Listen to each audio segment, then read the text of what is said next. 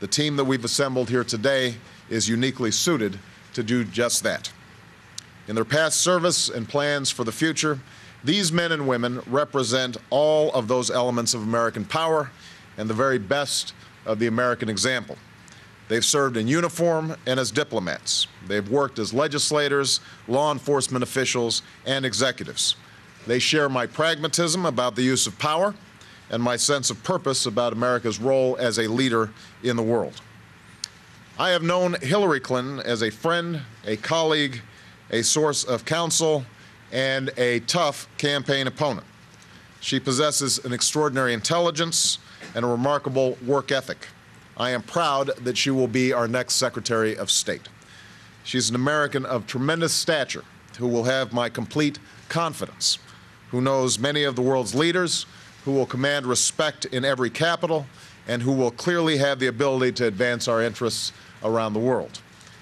Hillary's appointment is a sign to friend and foe of the seriousness of my commitment to renew American diplomacy and restore our alliances. There's much to do, from preventing the spread of nuclear weapons to Iran and North Korea, to seeking a lasting peace between Israel and the Palestinians, to strengthening international institutions. I have no doubt that Hillary Clinton is the right person to lead our State Department and to work with me in tackling this ambitious foreign policy agenda. At a time when we face unprecedented transition amidst two wars, I've asked Secretary Robert Gates to continue as Secretary of Defense, and I'm pleased that he's accepted. 2 years ago, he took over the Pentagon at a difficult time. He restored accountability. He won the confidence of military commanders and the trust of our brave men and women in uniform, as well as their families. He earned the respect of members of Congress on both sides of the aisle for his pragmatism and competence. He knows that we need a sustainable national security strategy, and that includes a bipartisan consensus at home. As I said throughout the campaign, I will be giving Secretary Gates and our military a new mission as soon as I take office, responsibly ending the war in Iraq through a successful transition to Iraqi control. We will ensure that we have the strategy and resources to succeed against al-Qaeda and the Taliban. As Bob said not too long ago, Afghanistan is where the war on terror began, and it is where it must end. And going forward, we will continue to make the investments necessary to strengthen our military and increase our ground forces to defeat the threats of the 21st century. Eric Holder has the talent and commitment to succeed as Attorney General from his first day on the job, which is even more important in a transition that demands vigilance. He has distinguished himself as a prosecutor, a judge, and a senior official, and he is deeply familiar with the law enforcement challenges we face, from terrorism to counterintelligence, from white-collar crime to public corruption.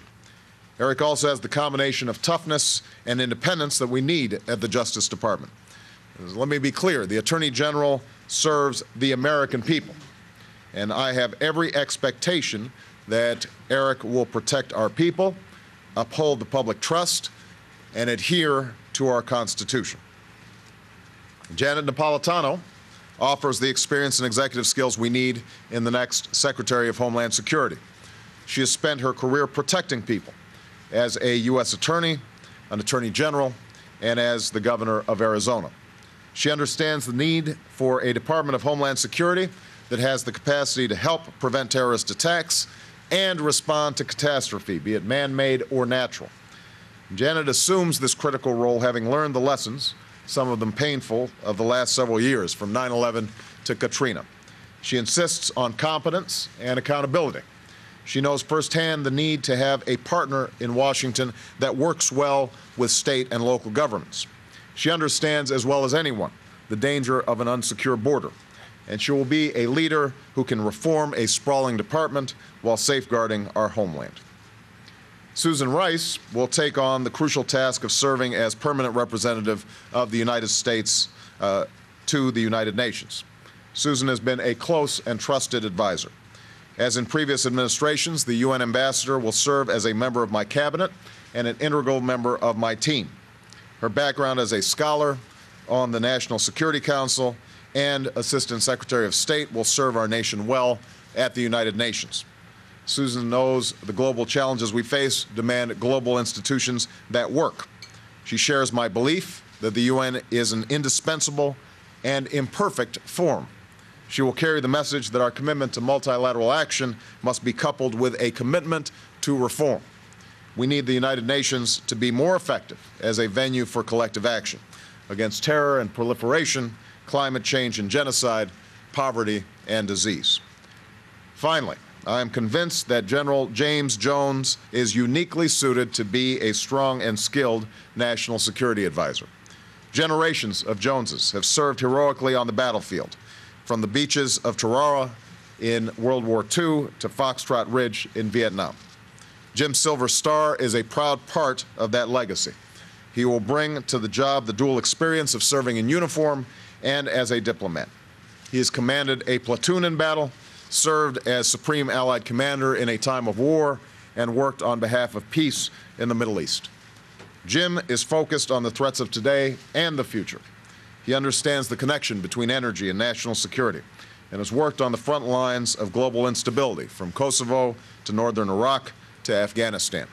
He will advise me and work effectively to integrate our efforts across the government so that we are effectively using all elements of American power to defeat unconventional threats and promote our values.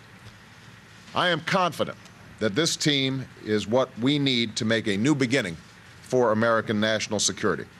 This morning we met to discuss the situation in Mumbai and some of the challenges that we face in the months and years ahead. In the coming weeks, I will be in close contact with these advisors who will be working with their counterparts in the Bush administration to make sure that we are ready to hit the ground running on January 20th. Given the range of threats that we face and the vulnerability that can be a part of every presidential transition, I hope that we can proceed swiftly for those national security officials who demand confirmation. We move forward with the humility that comes with knowing that there are brave men and women protecting us on our front lines.